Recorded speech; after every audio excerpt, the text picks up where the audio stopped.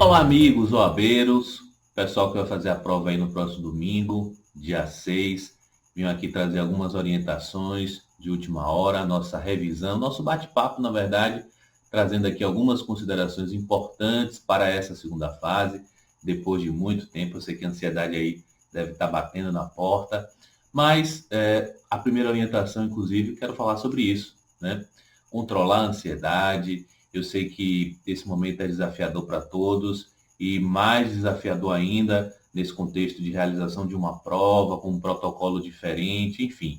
Eu sei que tudo isso se soma e o emocional às vezes fica um pouco debilitado, mas essa é a hora de ter força. Então, nessa reta final é importante você manter-se revisando, mas também descansar, né, dormir bem, planejar sua alimentação. Interessante que nessa hora surgem orientações e recomendações das mais variadas, né? Outro dia, recentemente, eu recebi num grupo, né, do WhatsApp com alguns alunos nossos, né, que vão realizar a prova, e alguém recomendou assim: não brigue até o dia da prova. Não brigue até o dia da prova. É também, né? Se puder evitar, eu achei interessante, né? Nesse contexto de pandemia, eu acho que os nervos ficam à flor da pele, não sei. Mas eu ri muito e repasso para vocês essa dica. Mantenham-se serenos, sintonizados aí com o que há de melhor na consciência de vocês. Quem tem alguma fé, é importante aí colocar em prática nesse período, manter-se psicologicamente fortalecido, sobretudo, independente de qualquer questão, porque sabemos que a prova do AB, bom percentual, eu diria até coisa de 50%, diz respeito ao equilíbrio emocional. Você estudou, você vem aí de 5 anos de graduação, se preparando, realizando provas, provavelmente com excelentes professores, e ao longo do tempo, né, adquiriu grande conhecimento e vai agora colocar em prática isso e vai obter a sua aprovação com fé em Deus.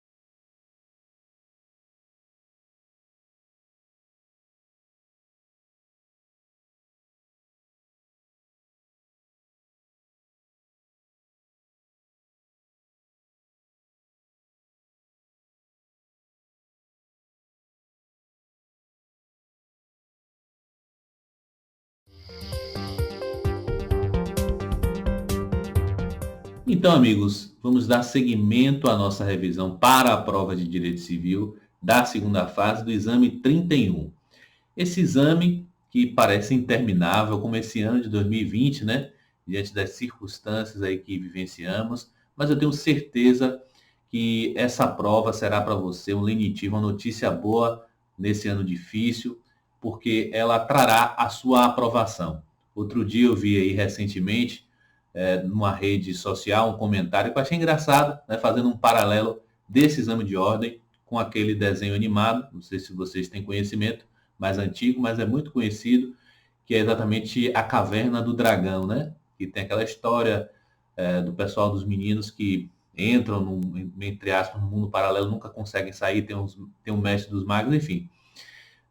Mas, dizendo respeito aí, fazendo analogia, na verdade, a essa questão do exame que parecia que não ia acontecer nunca, né? Então, felizmente, a OAB, né, toda a sociedade juntando esforços, e aí conseguimos essa oportunidade, que se avizinha, que será domingo próximo, e você vai aproveitar essa oportunidade. E essa revisão tem esse objetivo de lhe ajudar, foi preparada com muito carinho, direcionada, completamente direcionada, para que você possa obter a sua aprovação. Então, eu peço que você compartilhe a informação dessa revisão, convide, indique para que outras pessoas possam assistir, não prejudica você em nada, porque o exame de ordem não tem concorrência, né, entre os candidatos, então você trazendo esse benefício para outras pessoas nesse momento, tenho certeza que a lei de causa e efeito vai lhe trazer benefícios nesse momento em que você está conectado com a sua aprovação, tá certo? Então vamos lá, vamos dar seguimento aos comentários à prova do exame 30, que eu já dizia que é uma prova muito emblemática e, na verdade, ela representa bem o perfil da prova da segunda fase de Direito Civil hoje. Tanto com relação à peça prático profissional, que foi uma ação de consignação em pagamento, como vimos, como também com relação aos temas do direito material, direito civil, direito do consumidor e também direito processual civil.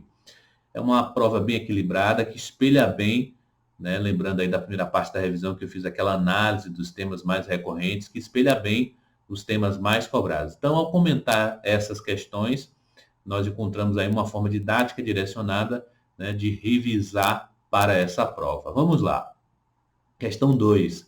Ademar adquiriu um aparelho televisor de última geração da marca Negativa em uma loja da rede Casas Rio Grande, especializada em eletroeletrônicos.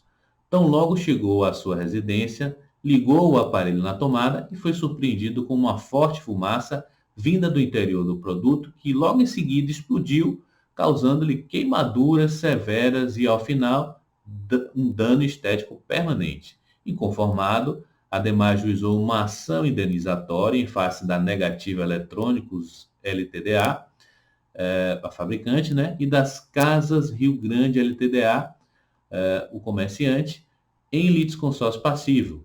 A primeira ré permaneceu revel, houve, portanto, revelia, tema dessa questão, ao passo que a segunda ré negou, em contestação, a existência de qualquer defeito no produto. Diante do caso narrado, responda aos itens a seguir.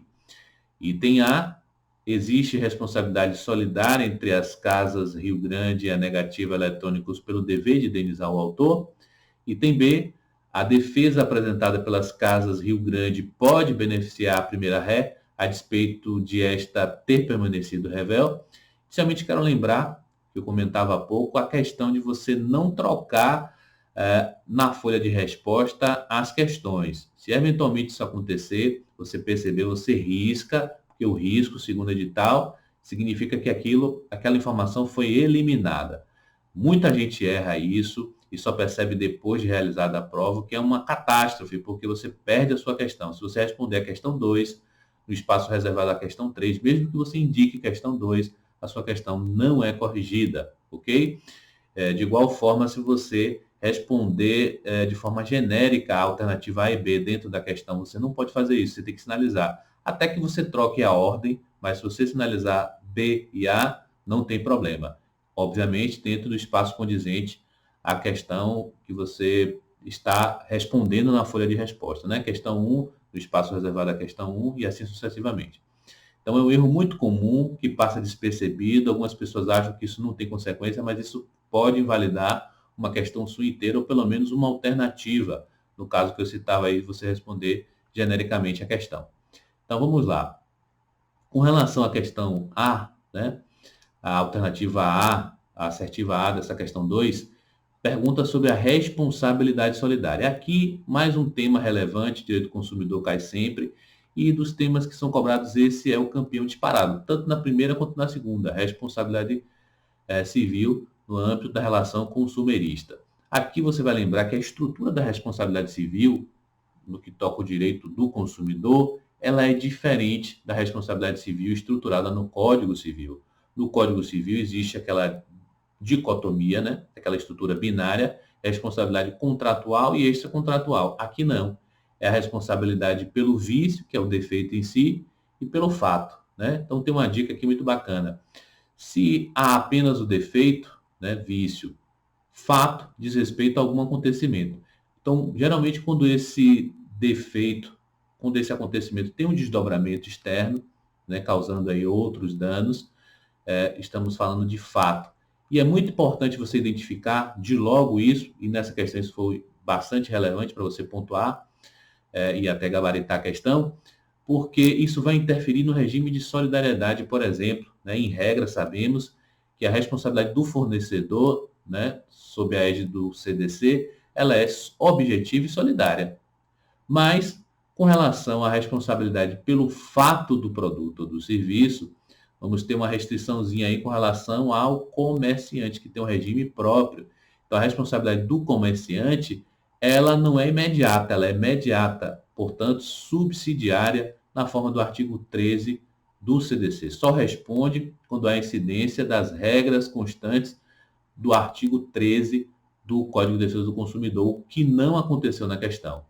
Então, nesse caso, a responsabilidade do comerciante, como já falava, por seguir um regime próprio, não vai ensejar a responsabilidade solidária aí na questão. Então, a responsabilidade, a resposta não é solidária. Não há solidariedade entre o comerciante, Casas Rio Grande, e o fabricante, negativa. Não vai haver solidariedade aí, ok? Pela não aplicação das regras constantes no artigo 13 do CDC, porque nesse caso a responsabilidade do comerciante ela é subsidiária, ela é mediata. A do fabricante não, é imediata, tá bom? Então, nesse caso, a doutrina diz que a responsabilidade não é solidária propriamente, ou é solidária com restrições.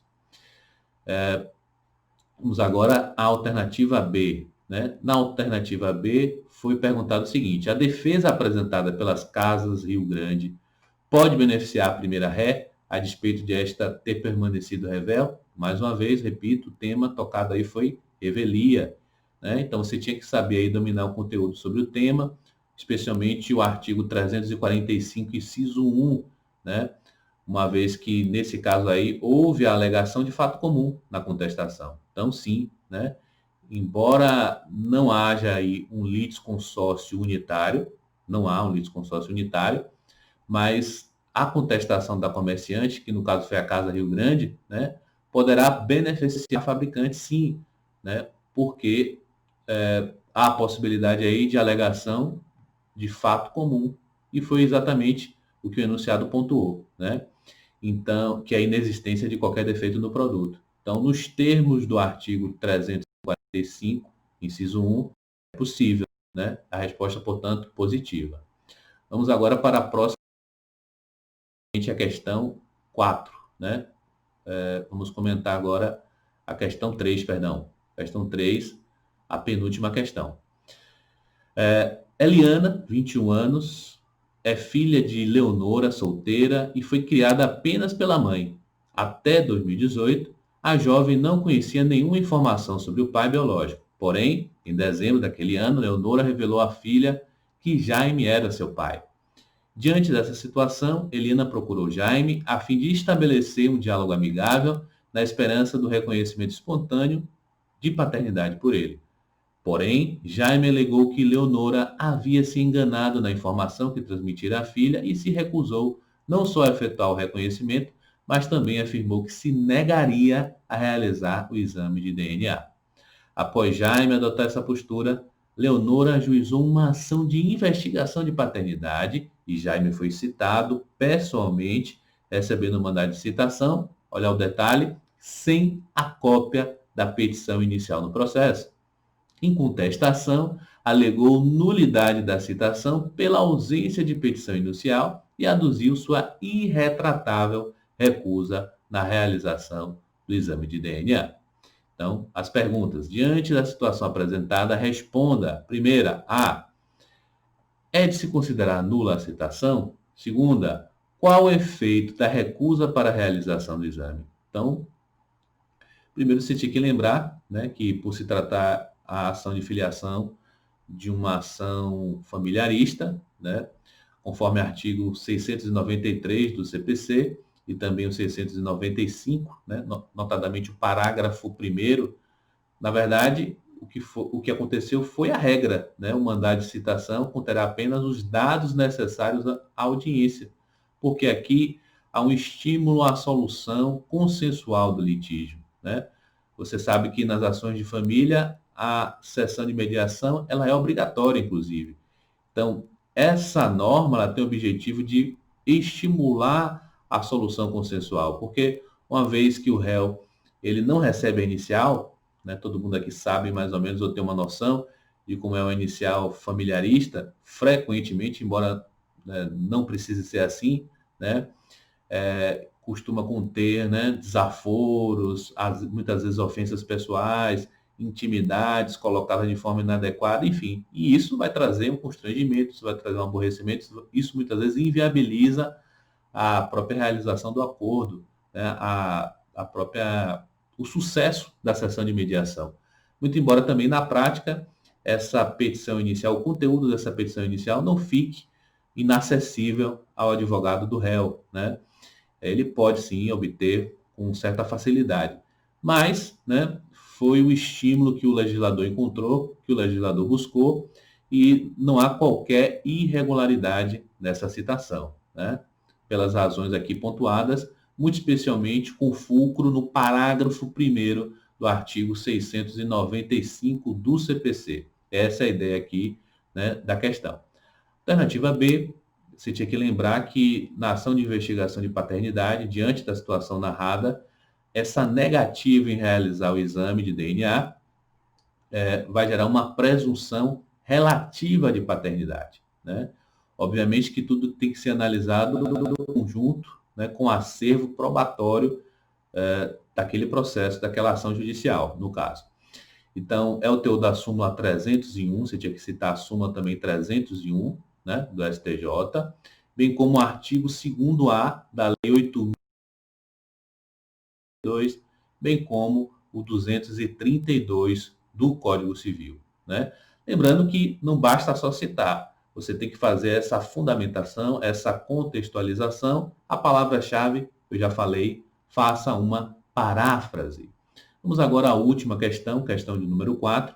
Helena, em virtude de dificuldades financeiras, contraiu empréstimo em 1º de junho de 2013 com o banco Tudo Azul, nome bonito, né, para ser nome de banco, Tudo Azul S.A., mediante contrato assinado por 2 testemunhas, título executivo extrajudicial, né? Instrumento particular assinado por 2 testemunhas.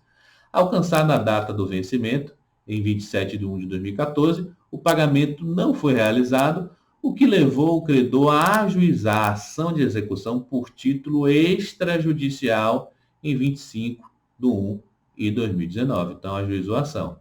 Distribuída a ação, o despacho de citação ocorreu quando? Isso é muito importante. 1º de fevereiro de 2019, tendo Helena nos embargos à execução, o tema que é cobrado também na segunda fase civil, embargos, notadamente embargos à execução, alegando a ocorrência de prescrição, né? Sobre tais fatos, respondo os itens a seguir, desconsiderando qualquer feriado estadual ou municipal, né? Por cautela aí, a banca foi cautelosa. Alternativa A. Qual o prazo prescricional para a cobrança da dívida em tela? B. Deve ser acolhida a alegação de prescrição. Por quê? Então, você tinha que saber aí, né, as regras de prescrição, dominar esse tema, que é um tema híbrido, por isso muito importante, muito cobrado, né? É um tema que contempla uma parte de direito material e uma parte de direito processual, prescrição e decadência. Então, a prescrição, você sabe que é a perda da pretensão, não é a perda do direito, né? Toda vez que alguém, ao exercer um direito subjetivo, pode obrigar outra pessoa a realizar um determinado comportamento, exigir alguma coisa, isso é uma pretensão. Então, o direito não é perdido, é essa pretensão. E a prescrição envolve direito subjetivo, né, interpartes e patrimonial, né? Tem que ter essas características. Então, o prazo prescricional aí é de 5 anos, né, conforme parágrafo 5º do artigo 206. Os dois artigos chaves aí com relação ao prazo, aos prazos, com relação ao tema, são os artigos 205 e 206 do Código Civil, né? Então, nesse caso, há um título aí particular, né, líquido e certo, né? Então, a incidência aí do prazo prescricional de 5 anos, artigo 206, parágrafo 5º, notadamente o inciso 1 do Código Civil da Codificação Privada. Sendo que o termo final do prazo prescricional seria 27 de 1 de 2019, ok? Então, isso vai induzir a resposta da alternativa B, né? Não houve prescrição, uma vez que estamos diante também, aí você precisaria saber disso, de uma situação de interrupção. Você vai lembrar aquela coisa da interrupção e da suspensão, isso é muito importante com relação ao tema. Suspensão, você vai lembrar do quê? Pause, né? Para onde estava. Stop, interrupção, volta para o início, né? Nesse caso, a interrupção vai gerar, né? Vai fazer com que essa prescrição retroaja à data da propositura da ação. Então, voltar para o início aí, no caso, é voltar para a data da propositura da ação, que ocorreu dentro do prazo prescricional, conforme artigo 802 do Código de Processo Civil. Então, você tinha que saber aí a diferença entre suspensão e interrupção. Aí era caso de interrupção. Então, interrupção, stop, né? Suspensão, pause. Stop, volta para o início. Retroage, nesse caso, vai retroagir à data de propositura da ação, tá bom? Então, essa resposta era simples. Observe que você não precisa se alongar nas respostas, seja conciso, né? Faça paráfrases, fundamente, não exagere no juridiquês, separe as alternativas A e B e você com certeza obterá sucesso nessa prova. E aqui, para finalizar, eu quero deixar a informação, lembrar de uma coisa que é simples, mas que é muitas vezes esquecida e que é muito importante. O que é?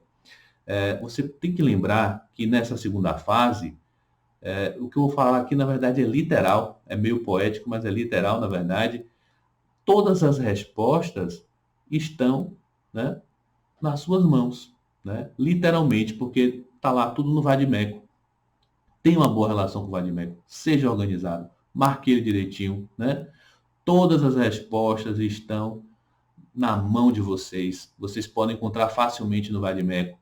Então, não tem motivo para desesperar. Está tudo ali, está tudo na lei, né? Basta você ser organizado, ter estratégia. Isso é fundamental nessa reta final, nessa prova de domingo. Então, que vocês possam ter confiança, independente do que aconteceu com você, você chegou até aqui, você tem condição sim de ser aprovado. Todas as respostas da prova, elas estão na sua mão. Monte um esqueleto, conforme eu suscitei aqui, né? A partir daquela tríade, uma base para a petição inicial, uma base para a resposta do réu, uma base para variações a depender do que cai na prova, você tem plenas condições de ser aprovado. E eu quero depois saber da sua felicidade, da sua alegria em ser aprovado e quem sabe depois nos encontrarmos mais na frente, no curso do Brasil Jurídico ou no fórum, enfim. Tá bom? Meus amigos, fiquem com Deus. Excelente prova a todos. Eu tenho certeza que vocês farão melhor e que serão aprovados. Um abraço e até a próxima.